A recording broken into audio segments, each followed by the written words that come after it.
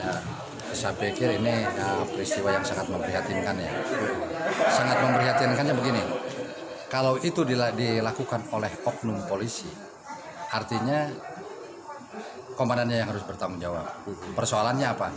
Karena Dewan Pers dengan Kapolri itu sudah ada MOU untuk saling mengkonsultasi manakala terjadi hal-hal yang seperti ini.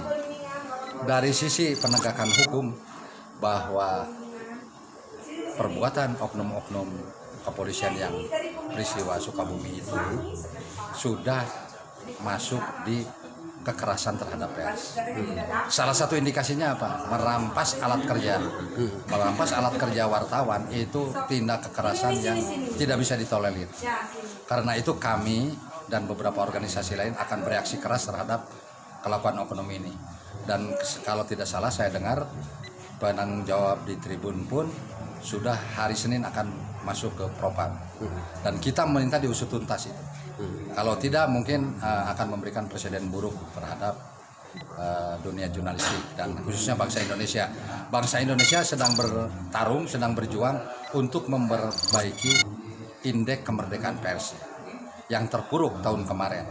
Nah, apabila ini terjadi, itu sama dengan penodaan terhadap perjuangan dunia jurnalistik maupun stakeholder jurnalisme.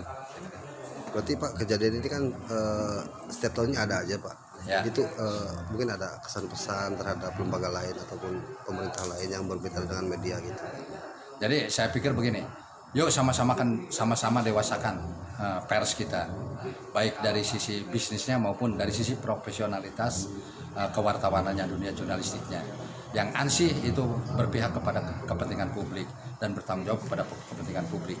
Jadi artinya di sini harus saling menghargai masing-masing tugas dan fungsi kenapa kita berada di tengah-tengah masyarakat dan bagaimana rekan-rekan di penegak hukum atau di keamanan polisi lah langsung saya tunjuk ya, bagaimana dia harus menghargai profesi kita juga gitu kan. Ya artinya di sini harus ada saling pemahaman. Maka itu masing-masing harus mendalami kembali atau bila perlu mereview MOU antara Kapolri dengan Dewan Pers itu. Karena ternyata di beberapa daerah pun sama kejadian seperti ini.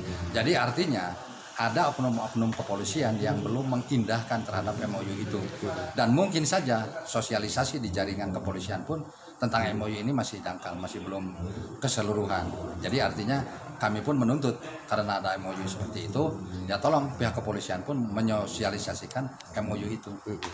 Itu kira-kira. Dan Pak Agus siapa? Agus Dinar, Di PWI sebagai apa? Ketua Bidang Advokasi. Terima kasih Pak.